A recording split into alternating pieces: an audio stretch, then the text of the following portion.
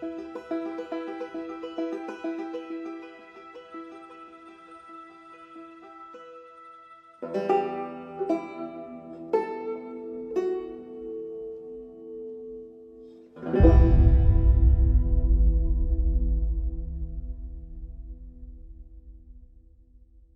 everybody, welcome again to another episode of Just for Fun Reviews. I'm your host Azzy, and with me is my boy Roy, and we got another review for The Last of Us, which dropped this past Friday that we both totally forgot about.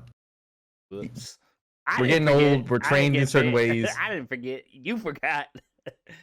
You forgot up until a point. It still counts. It was up until 9 o'clock. I was like, oh yeah, another episode today. So this was episode 5, Endure and Survive. And here, we've now gotten back to the cold opens where we slip into the past for a hot second, get a little bit more context. So if you haven't seen the episode yet, we're going to talk no spoilers at the front and then spoilers at the back, and we'll let you know so you can get the hell out as quickly as possible. All right. So, this is probably one of the episodes that had the most changes, and mostly additions, not so much subtractions, especially when it involves Henry and Sam. How did you feel, since you remember the games way better than I do, about the different contextualizations that they did, like making Sam even more dependent on Henry because Sam is deaf in this version? Yeah, when the episode first started, and they're doing the sign language and everything, I'm thinking they were just doing it to be quiet, and then it came out later. Yes. I was like, okay, that's exactly what I thought. It didn't take me out of the episode at all. I was like, okay, that's a big change, which I can understand it because, like you said, it relies Sam to rely on Henry a little bit more, Mm-hmm. But I mean, like that's like the big change they really did for this character, and like there were certain things I was like, oh, are they going to talk about the toy? How you don't need to carry it? Because I remember there was that toy that Ellie throws back in the backpack and everything. They didn't do the toy thing. I was like, damn, I wish they still did the toy. But other than that, I think this episode was great. Well, we finally got to find out why, and help me out here. Her name was Marlene, correct? No, Kathleen. Kathleen, my bad, so close. We got to find out the reason why Kathleen was wholly consumed with trying to find Henry. Not to mention, got a little bit more of a peek as to what kind of place this was prior to the revolution. Oh yeah, Fedra was bad in this area. Oh yeah, extremely. But she didn't exactly. Towards the end, she didn't exactly help endear us. Yeah, about now this whole episode, I'm gonna tell you now. When like the episode prior before this one, I was like, Kathleen, she don't seem like a problem. She don't seem like it. This episode, yeah, she was a little bit more of a problem, but without going too deep, she was kind of a biatch in this episode. I was like, yo, please somebody kill her, please. Yeah, no, I would say that I would basically say that's kind of what I'm saying, like especially towards the end. And really what it is that it basically gets back to the phrase like hurt people. We don't know what kind of like fucked up life she had prior to her and her brother like gathering people together in order to stand up to Fedra. But it left its mark on it, and she's very wholly consumed with the concept of retribution and revenge. Like all the collaborators, and dangling that bit of hope in front of them before making sure to snuff their asses out. So on the front half, we had like the exposition. In the middle, we had a lot of tension, and I get that like I probably in like the rational part of my brain was sure that they were going to be perfectly fine, but I couldn't help but be tense at every situation where they were down in dank darkness. But how'd you feel about the big climactic end for this episode? Not surprised. Were you Not satisfied? surprised. Were you? No, I wouldn't say surprised, but were you satisfied with effectively the transition? Oh yeah. Um, I mean, as far like comparing with like trying not to spoil anything, comparing yeah, it with the game into the show, it was not like lines of dialogue were we got to see different. an iconic. We got yet another iconic enemy showing up in this episode. Yeah. So I mean, the way like you had certain moments in the game, like there's a point with the sniper. I was like, oh, they doing the sniper thing. I like Yeah. that because that was so iconic in the game. But the whole ending with Fall the Infected, that was different. But it didn't take me out of it because I was like, when it happened, I was like, oh crap. You know, it was Yeah. like kind of a shock value because now you're seeing how really humanity fell. Like, yeah, there was Definitely. no way, there was no like when they Oh yeah. when they were coming out Oh of yeah. that hole and they were fighting that thing, I like, where's Joe, Ellie, where's Sam, Henry? Get them out of there because they were getting swarmed. Um, I think a big I think a big thing is that like uh people would be misinformed to assume that this show was primarily about the zombies. Um, and it feels almost like they had been edging themselves for several episodes because we really haven't had their presence, you know? Mm-hmm. I And mean, then they just like blew their load in this episode. oh, they Sorry for the analogy. But it was the only way I could think of it. Um, but yeah, God, I think by the end of it, I was hurt more in the show than I was in the game, and I was hurt in the game when it got to that point. And not to mention, there's a lot of like great symbolism there or tragic irony. But anyway, okay, as far I was as trying to remember the comic series that was in the game. oh, Yeah, the was that one. supposed to be a real comic series? No. It was something made up for the game. Yeah, But they incorporated yeah. it into the show, and I was like, I cannot remember the name of that comic. Oh yeah, no, but I wouldn't have been surprised had they used a real comic, seeing how in the game they made up a video game that Ellie was talking about, but in the show it was Mortal Kombat 2. But nonetheless, I said it again. uh, what would you give this episode as far as a rating? For me personally, I give it a 10. I liked it a lot. Okay, I mean, uh, yeah, I would agree with that. I didn't really have any negative responses to anything in particular. Again, like the only thing I would be negative I know about. some people that were kind of nitpicking. That was honestly why I started off this episode asking how you felt about the flavor context that they basically applied to Henry and Sam, because I've seen online that there are some people who are kind of upset because they felt like it was unnecessary adage. Uh, Essentially, that their depiction in the game was handled better. I didn't really see it. No, I I mean, don't to me honestly in the remember it. yeah, to me in the show, I feel like their story was a little bit more fleshed out than anything than the game. Because in the game, Yeah. you had Sam talk. You know, because there was that one scene in the game where they asked how old either Ellie or Sam was, and Sam was like, "Hey, I'm like 13 or something." Like, and Henry's like, "Oh, you 13?" No, knowing he's not 13. So and they try to do that in this, but it's really his age. He doesn't lie Yeah. about his age because I mean, why would you have to lie in in an apocalyptic world at this point? Yeah, You know? there's more important things. But okay, so let's get into some spoilers again. If you haven't seen from this point, thank you so much for watching. Drop a comment on what you thought, or you didn't think anything. You haven't seen the episode yet. If you haven't seen the episode, go ahead and watch it. Come on back, so we got to say, full tilt. Nonetheless, say it again. Yeah. So the funny thing is that like had had it been like regular people swarming a whole bunch of guys with guns, it would have been a slaughter because people react to when they're actually shot at.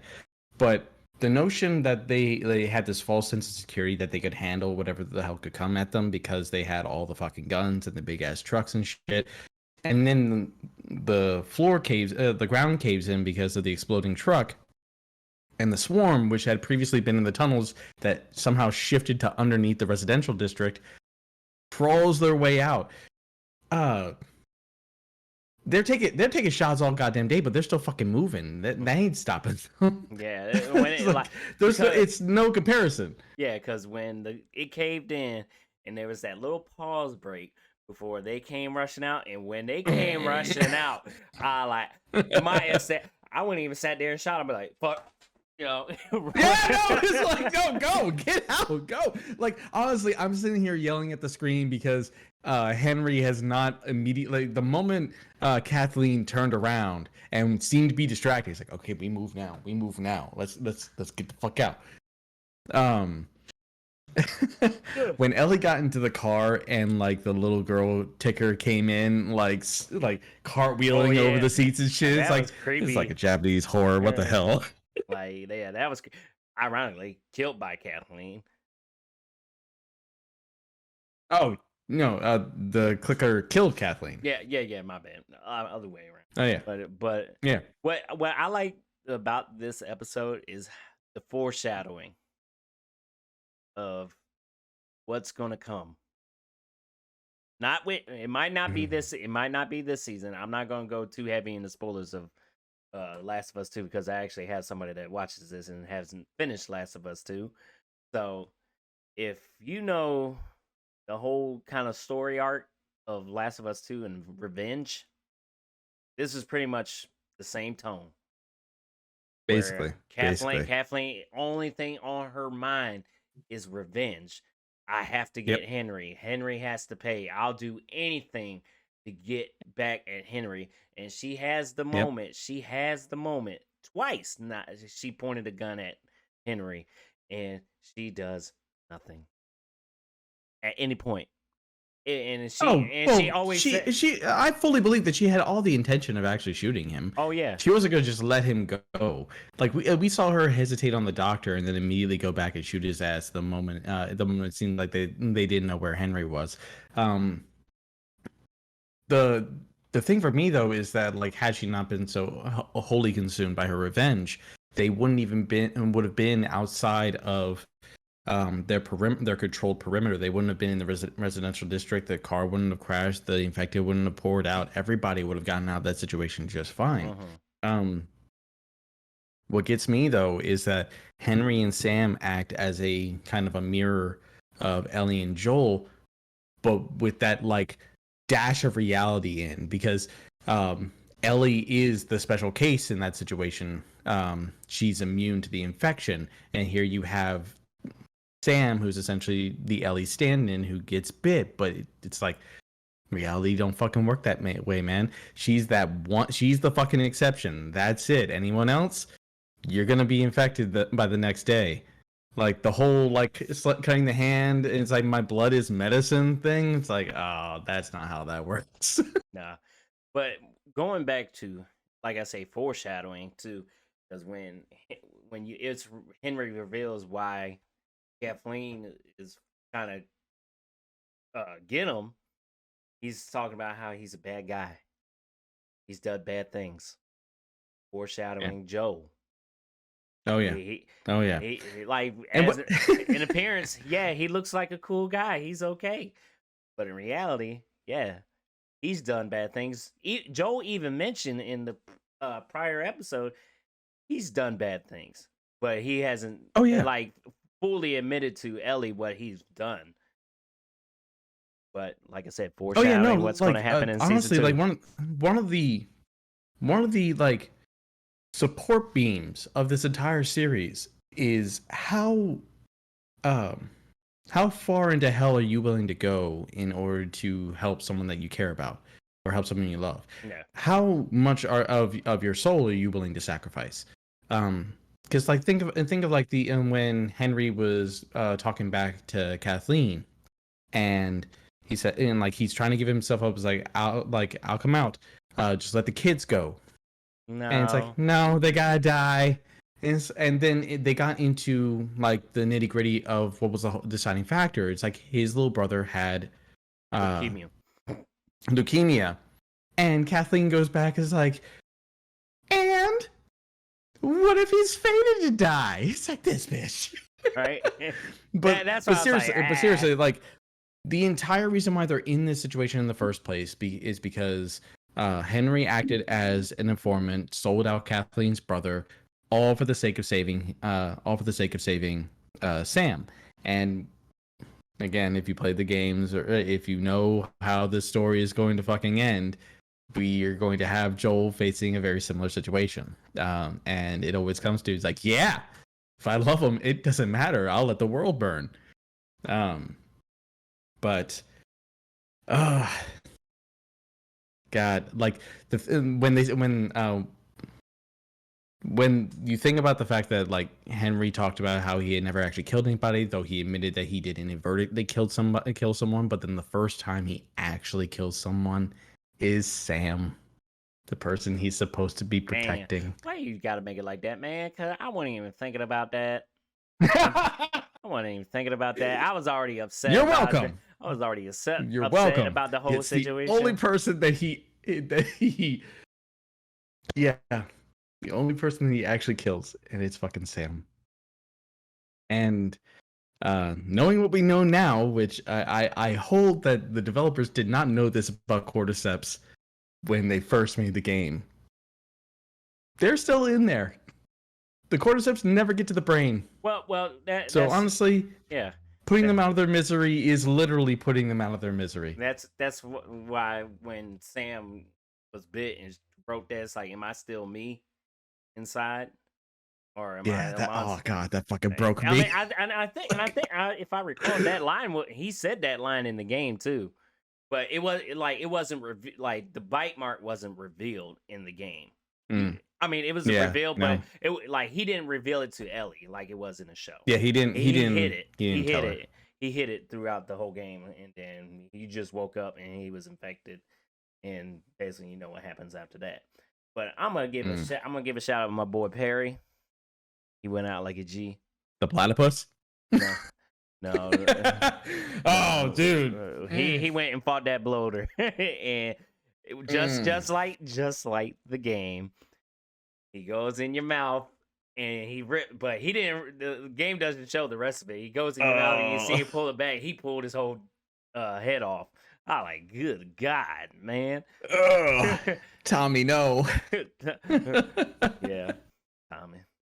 Poor Tommy. Even though that's not the Tommy in the show, but we know that's the real Tommy. Yeah, it's Tommy. or we could do Rugrats. I'm not Tommy.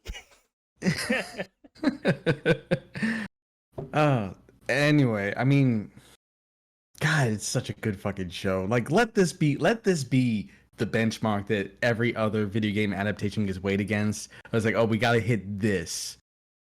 It's like, because if that's the case, then we can finally like grow past the notion that if it's based on a video game, it's gonna crash and burn or it's gonna die. You know? Good shit. Like, nonetheless, I don't even know what the next episode is gonna be. Like, what's the main? Because I know they're gonna have to hit the point where they meet up with Tommy, which we did see in the little sneak preview at the end. Which I wish they kind of wasn't it snowing?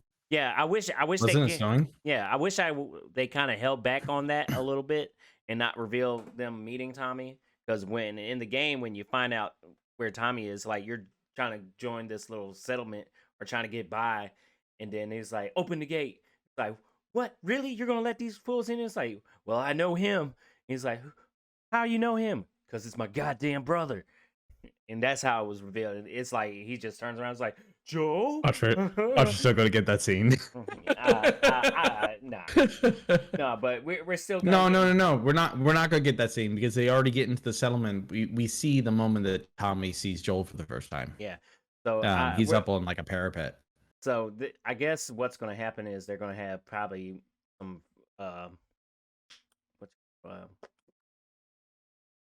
like maybe some bandits or something hit the little town or whatever, and then that's when Ellie kind of runs off and goes into because there's that one moment in the house with Ellie and Joel when Ellie's reading like some little girl's diary, and she's like, "Is this what girls really had to think about? You know, growing up and boys and stuff like that?" And her talking about how she lost somebody, and then Joe's like, "You don't know what loss truly is," or something like that.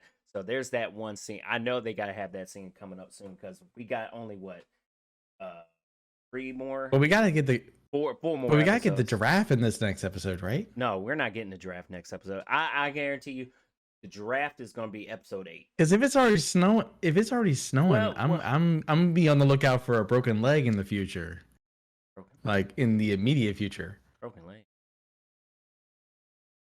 Talking about Remember the Joel? interrogation scene you're talking about. No, I remember Joel like gets like rebarb through his leg. Yeah, yeah. No, I don't think that's this episode. Okay, so like if I was to do the series, me personally, knowing where we are right now, next episode, kind of like the bandits hit Tommy's little town, they run off and everything, and maybe at the end of the episode, that's when Joel gets hurt, and they get separated, and then episode 7. Maybe that's when you'll have the flashback with Ellie and what's her name from the Left Behind DLC. I can't remember her name. Best Riley. friend. There we go. Yeah, so you're gonna have probably that'll be either episode 7 or 8, and I know we already know the final episode. What's that gonna be? That's gonna be the whole meeting back up with the Fireflies. So Yeah. woo. Well, Prediction. Sunday can't come soon enough. Sunday can't come soon Well, enough. Ain't this I'll stop Sunday, myself. but I'll stop next Sunday. Next Sunday? Oh, yeah. I mean, it ain't today. It was Super Bowl week. Hey. Right. Yay, Chiefs. Didn't watch it. I watched the trailers. Damn it, man. I was really hoping that Marvel's trailer. Nonetheless. Damn it. That's gonna be it for us, guys. If you watch the episode, drop a comment down below, hit the like, do the things, and we will see you next time. Thank you so much for watching. Peace. Deuces.